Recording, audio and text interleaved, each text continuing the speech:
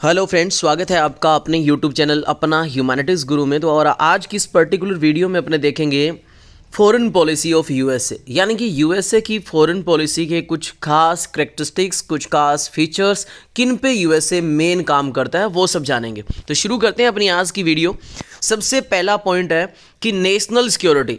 भाई ये आपको किसी की भी, अगर मान लो आपके एग्जाम में आती है फॉरेन पॉलिसी, चाहे यूएसए, चाहे रशिया, चाहे चाइना, चाहे इंडिया, तो कुछ पॉइंट सिमिलर होते ही होते हैं, क्योंकि कोई भी कंट्री होती है वो अपनी फॉरेन पॉलिसी इस हिसाब से बनाएगी कि सबसे पहले वो अपनी नेशनल सिक्योरिटी को क्या देगी, मान्यता देगी। उसको मेन वो यही चाहेगी कि उसकी नेशनल सिक्योरिटी है, जो इंटीग्रिटी उसके देश की, वो बनी रहे, उसकी नेशनल सिक्योरिटी बनी रहे। ये हर एक कंट्री की एक पॉलिसी होती है। तो ये क्या काम करता है भाई, ये प्रयास करता है कि यूएसए कोई भी एक्सटर्नल थ्रेट ऐसे ना मिले उसे जो उसकी नेशनल सिक्योरिटी को नुकसान पहुंचाए, चाहे उसमें टेररिज्म हो, साइबर अटैक हो या कोई भी मिलिट्री कॉन्फ्लिक्ट हो। तो सबसे पहली प्रायोरिटी इसकी किसके ऊपर होती है, नेशनल सिक्योरिटी के ऊपर। और ये सभी कंट्री के लिए आप लिख सकते हो, कोई दिक्कत नहीं है, सारी कंट्री ये तो प्रयास करती है, आपको पता है ना। नेक्स्ट पॉइंट है इकोनॉमिक इंटरेस्ट।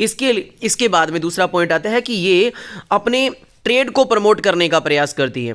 ट्रेड को प्रमोट करती है, आपको पता है, नेचुरल रिसोर्स को ज़्यादा से ज़्यादा एक्सेस करने का प्रयास करती है, उनको सिक्योर करने का प्रयास करती है, और इकोनॉमिक ग्रोथ करना अपनी कंट्री में और इवन ग्लोबली भी। और मैं आपको सिंपल सी बता दूं कि आज के टाइम में दुनिया की सबसे पावरफुल कंट्री, चाहे इकोनॉमिकली देखा जाए, चाहे पॉलिटिकली देखा जाए, चाहे मिलिट्री भी देखा जाए, तो सबसे पावरफुल कंट्री में यूएसए आती है।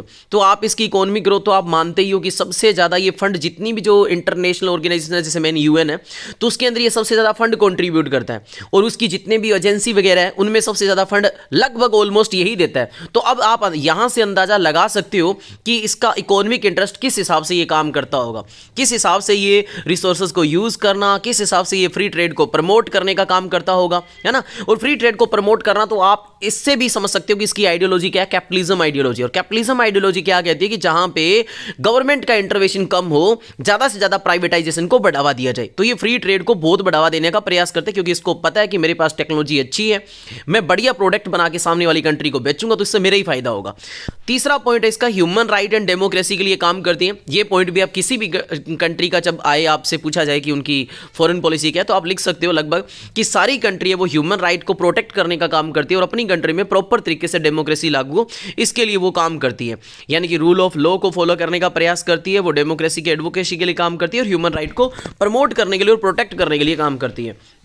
इंटरनेशनल स्टेबिलिटी, और ये भी चाहती है कि दुनिया में क्या हो, इंटरनेशनल स्टेबिलिटी हो। और वो स्टेबिलिटी कैसे लेके आती है, चाहे तो अलायंस बना के लेके आएगी, जैसे इसका फेमस अलायंस है, दुनिया का सबसे बड़ा अलायंस भी मान लो आज का नाटो, जिसमें 32 कंट्रीज है आज के टाइम में, ठीक है। नॉर्थ अटलांटिक ट्रीटी ऑर्गेनाइजेशन जो 1949 के अंदर बनाया गया था कोल्ड वॉर एरा के टाइम में। तो अब सोच के देखो कितना बड़ा तो ये अलायंस बना रही है। इसके अलावा ये डिप्लोमेटिक रिलेशन भी बनाने का प्रयास करती है, मतलब किसी न किसी कंट्री से अपना व्यवहार बनाना, उसके साथ किस तरह से ट्रेड करना, ये सब भी ये ध्यान में रखती है।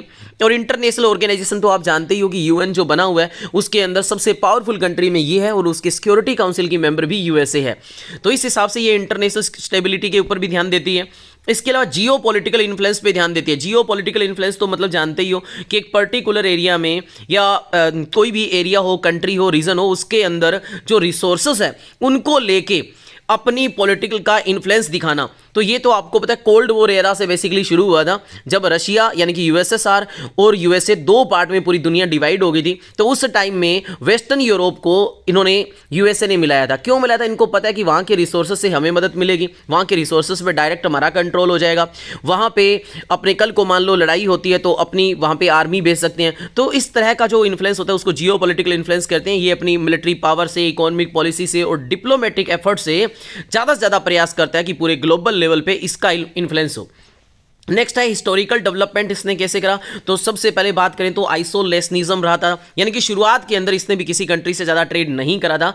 देखो USA initially followed a policy of avoiding entanglement in European and global conflict articulated in George Washington farewell address. यानी कि शुरुआत के अंदर सिंपल सी बात है यार, 1796 के आसपास से पहले या उसके आसपास के टाइम पर देखा जाए तो यूएसए ने ज़्यादा किसी भी वर्ल्ड का जो भी लड़ाई वगैरह थे, झगड़े थे, कॉन्फ्लिक्ट थे, उसमें यूएसए इन्वॉल्व नहीं हुआ था।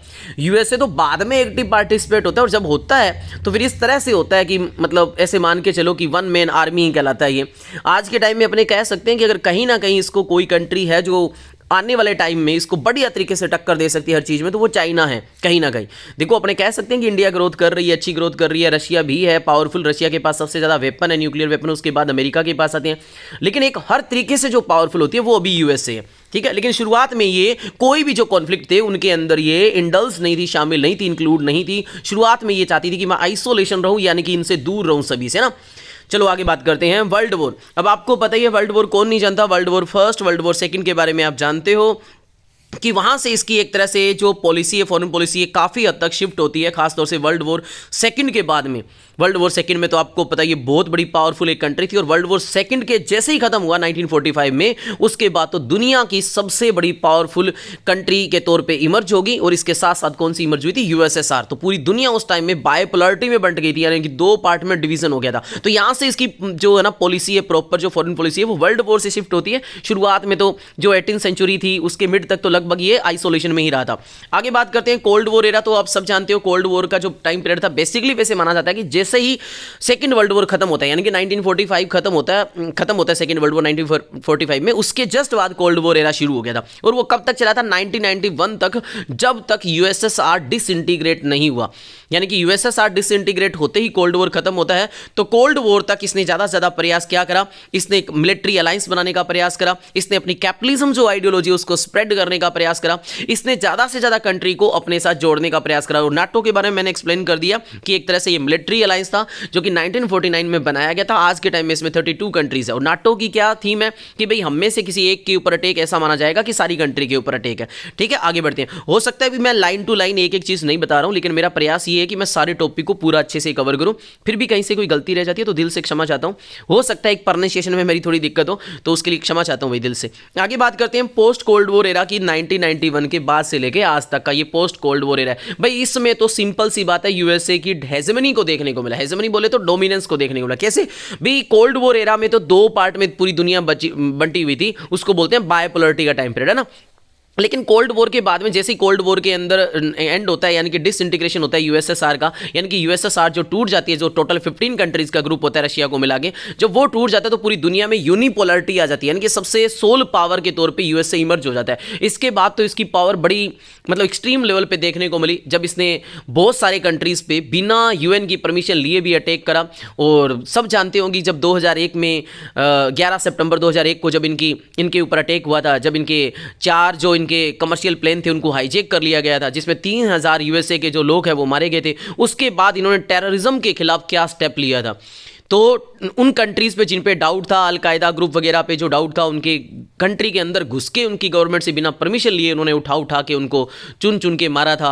और उनको अपनी सेपरेट जो जेल बनाई हुई थी वहाँ रखा था, टॉर्चर किया था, सब कुछ किया था। मतलब टेररिज्म के खिलाफ जो भी इनका अभियान जानते हो आप सारे। इसके अलावा इन्होंने अटैक कहाँ नहीं करा, आपको पता है गल्फ वॉर के नाम से जाना जाता है, जो इराक के ऊपर इन्होंने अटैक करा। उसके बाद 2003 में फिर इराक के ऊपर अटैक करा, जिसमें उन्होंने ये कहा कि इराक वाले WMD यानी कि जो इस तरह के वेपन बना रहे हैं जो मास डिस्ट्रक्शन में काम आ रहे हो, चाहे वो केमिकल वेपन हो चाहे बायोलॉजिकल वेपन हो, इस तरह से कह के वहां पे यूएन की बिना परमिशन लिए ही उन्होंने अटैक करा था। तो यहां पे अपने को देखने को मिलती है कि पोस्ट कोल्ड वॉर एरा के बाद में, यानी कि कोल्ड वॉर के बाद में प्रॉपर तरीके से यूएसए सुपर पावर के तौर पे इमर्ज हो गया। इसको जो लगा वो उसने किया, क्योंकि पावरफुल कंट्री था भी, मिलिट्री के तौर पे हो रही। हालांकि आज के टाइम में इसको टक्कर देने वाली कई सारी कंट्री इमर्ज हो चुकी है, जिसको आप क्लास 12 की पॉलिटिकल साइंस में पढ़ते भी हो, chapter alternative centres of power. यानी कि कुछ एक कंट्री ऐसे हो गए जो यूएसए को आज टक्कर दे रही है। तो आज इसकी इतनी डोमिनेंस नहीं है, लेकिन फिर भी हम मानते हैं कि आज भी ये सुप्रीम पावर है। आगे बात करते हैं की टूल्स ऑफ यूएसए की फॉरेन पॉलिसी के। कुछ एक की टूल्स क्या है, तो एक तो डिप्लोमेसी बना के चलती है, मतलब ट्रीटी साइन करना, अपने एम्बेसडर भेजना, नेगोशिएशन करना, ये सारे काम करती है ना। हर एक कंट्री के साथ, जिस कंट्री के साथ जैसा उसको लगता है वैसा काम करती है, चाहे क्लाइमेट चेंज हो, उसकी ट्रीटी करनी हो, ये सब कुछ काम करेगा। मिलिट्री फोर्स की बात करें तो मैंने आपको बता ही दिया कि मिलिट्री फोर्स तो इसने दुनिया को, पूरी दुनिया को दिखाया, चाहे 1990-91 का वॉर हो, गल्फ वॉर बोलो, चाहे जो टेररिज्म ने जो इनके ऊपर अटैक करा था 2001 के, उसके अगेंस्ट में इन्होंने वॉर किया हो, चाहे अफगानिस्तान इराक के ऊपर जो भी इन्होंने अटैक किया बाद में इनके बाद। तो यहां से सारी अपने को पता चलता है कि इसकी आर्मी की पावर तो एक्सट्रीम है, मिलिट्री फोर्स तो इसकी है एक्सट्रीम। और वैसे ही आपने अगर चैप्टर पढ़ा है एनसीईआरटी की बुक में तो आपने उसमें पढ़ा होगा, वो चैप्टर अभी तो वैसे सिलेबस से डिलीट है क्लास 12 की एनसीईआरटी से, यूएसए हैज मनी पावर, है ना। तो उसके अंदर आपने ऐसा पढ़ा होगा कि यूएसए अपनी मिलिट्री के फोर्स के ऊपर इतना खर्चा करता है जितने जस्ट नीचे आने वाली 12 कंट्रीज मिलकर करती है। तो आप सोच सकते हो कि यूएसए की पावर अपने आप में, मिलिट्री फोर्स कितनी आउटस्टैंडिंग पावरफुल होगी ना। आगे बात करें इकोनॉमिक सैंक्शंस। कि इसने यूएसए ने बहुत सारी कंट्रीज़ पे जो आपको लगती है कि प्रॉपर जो ट्रीटीज़ है उनको फॉलो नहीं करती है, इंटरनेशनल नॉर्म्स को फॉलो नहीं कर रही है, तो उनके ऊपर आपको पता है सैंक्शन भी अप्लाइड कर देती है ये, जैसे नॉर्थ कोरिया होगी, ईरान होगी, रशिया होगी, इनके ऊपर, क्योंकि पावरफुल है भाई, ये कर भी सकती है। फॉरेन एड एंड असिस्टेंस तो आपको पता है इसने शुरुआत भी जब कोल्ड वॉर हुआ था तो जो यूरोपियन कंट्रीज़ थी, खासतौर से वेस्टर्न यूरोपियन कंट्रीज़ थी, वो सेकेंड वर्ल्ड वॉर के बाद में काफ़ी हद तक डिस्ट्रॉय हो रखी थी, तो उनके इंफ्रास्ट्रक्चर को रीबिल्ड करने के लिए, उनको रिवाइव करने के लिए इन्होंने ही फाइनेंशियली उनको एड करा था, जिसको मार्शल प्लान के नाम से जाना जाता है। इसके अलावा ये कंट्रीज, जिन कंट्रीज को जो अंडर डेवलप होती है या डेवलपिंग कंट्रीज होती है, उनको फाइनेंशियली असिस्ट प्रोवाइड करती है। हालांकि असिस्ट के बदले में सिंपल सी बात है, ये उनसे ट्रेड वगैरह करती है, लेकिन ये हेल्थ के मामले हो, एजुकेशन के मामले हो, या जिन कंट्रीज को नीड होती है वहां पे ये फाइनेंशियल असिस्ट भी प्रोवाइड करती है। आगे बात करते हैं करंट की issues in USA foreign policy के। कुछ हद तक करंट की इश्यूज क्या है, तो सिंपल सी बात है, इसको ध्यान देना है चाइना के ऊपर, क्योंकि चाइना एक ऐसी कंट्री है जो इमर्ज हो रही है, फास्ट ट्रेड कर रही है, उसकी इकोनॉमी भी लगातार बढ़ती जा रही है, ठीक है, और रीजनल सिक्योरिटी की चाहे बात हो, चाहे टेक्नोलॉजी की बात हो, तो सबसे बड़ा इसको कंपटीशन है तो वो चाइना से। इसके अलावा रशिया इसका वन ऑफ द ओल्डेस्ट एक तरह से एनिमी मान लो आप, ठीक है, क्योंकि आपको पता है सेकेंड वर्ल्ड वॉर में तो खैर ये दोनों साथ ही थे, लेकिन उसके बाद से ये दोनों एक दूसरे के एनिमी हैं, और जो यूएसए ने नाटो बनाया उसको काउंटर करने के लिए आपको पता है रशिया ने उस टाइम में रशिया का नाम यूएसएसआर था, क्योंकि वो कुछ कंट्रीज़ का ग्रुप था, टोटल रशिया को मिला के 15 कंट्रीज़ का ग्रुप था ना वो, तो उन्होंने उस टाइम में वॉर्सो पैक्ट बना लिया। जब इन्होंने नाटो बनाया तो वॉर्सो पैक्ट उन्होंने बना लिया 1955 में, तो इस तरह से रशिया को थोड़ा सा काउंटर करने की डील है। और अभी भी आपको पता है जब यूक्रेन और रशिया का वॉर चला तब भी वो यूएसए के एक तरह से अगेंस्ट में था, तो ये है। इसके अलावा मिडिल ईस्ट की कंट्रीज़ पे ये कंट्रोल करना चाहती है, चाहे यहाँ पे काउंटर टेररिज्म की बात हो, चाहे इनके जो ऑयल फील्ड वगैरह हो, उनके इंटरेस्ट के लिए की बात हो, तो इसके लिए काम करती है। इसके अलावा इसका जो रिसेंट इशू है वो क्लाइमेट चेंज के लिए ये ध्यान दे रही है, क्योंकि ये तो पूरी दुनिया की सभी कंट्री की फॉरेन पॉलिसी का इंपॉर्टेंट पॉइंट है ये क्लाइमेट चेंज, क्योंकि क्लाइमेट चेंज आपको पता है जैसे ग्लोबल वार्मिंग बढ़ रही है ना, ग्रीन हाउस गैसेस का इफेक्ट ज़्यादा से ज़्यादा बढ़ता जा रहा है, ठीक है, ग्लेशियर का मेल्ट होना, ठीक है, टेम्परेचर का राइज होना, तो इनके इश्यूज़ के लिए ये काम कर रही है। ग्लोबल हेल्थ को लेकर भी ये काम कर रही है, इनको फंड देने की बात होती है, देती है। जैसे आपको पता है ये यूएन के अंदर एक एजेंसी है WHO, वर्ल्ड हेल्थ ऑर्गेनाइजेशन, जो किसके लिए काम करती है कि कोई भी ऐसा इश्यूज किसी कंट्री में इमर्ज हो या पूरी दुनिया में इमर्ज हो जो हेल्थ एपिडेमिक्स के लिए, मतलब एपिडेमिक्स के तौर पे इमर्ज होता है, तो वहाँ पर सारे कंट्रीज मिलके काम करते हैं। फिर WHO अपनी रिपोर्ट भी देता है, बताता भी है कि इसको कंट्रोल कैसे करना है, तो उसमें सबसे ज़्यादा अगर फंड कोई देता है ना तो वो यूएसए ही देता है। और मैंने आपको बता दिया कि इंटरनेशनल ऑर्गेनाइजेशन जो यूएन है, उसकी जितनी भी एजेंसीज है जहाँ पे फंड की बात आती है तो ऑलमोस्ट यूएसए ही सबसे ज़्यादा फंड देता है, तो यहाँ तो ग्लोबल हेल्थ के लिए तो ये काम करता ही करता है।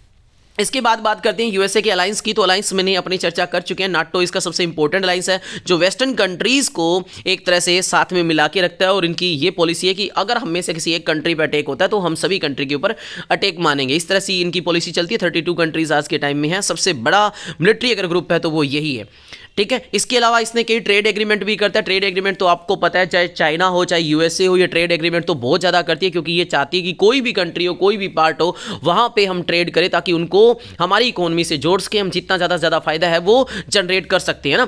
जैसे उनमें से एक ट्रेड जो इनका एग्रीमेंट है उसके बारे में बताया गया USMCA, यानी कि United states Mexico Canada agreement इन्होंने करा है। इसके अलावा इन्होंने एशिया पैसिफिक रीजन में भी कई सारे एग्रीमेंट करे हैं ताकि वहाँ पर ट्रेड को बढ़ाया जा सके। तो आई होप मैंने आपको समझाने का, पढ़ाने का प्रयास करा होगा कुछ हद तक और आपको समझ में भी आई होगी। फिर भी दिल से मैं माफ़ी मांगता हूँ अगर मेरे से कोई भी त्रुटि गलती रही हो, पढ़ाने में कोई वर्ड को प्रोनाउंस करने में गलती रही हो, तो दिल से क्षमा चाहता हूँ। मिलते हैं एक नई वीडियो में नए टॉपिक के साथ। जय हिंद, जय भारत।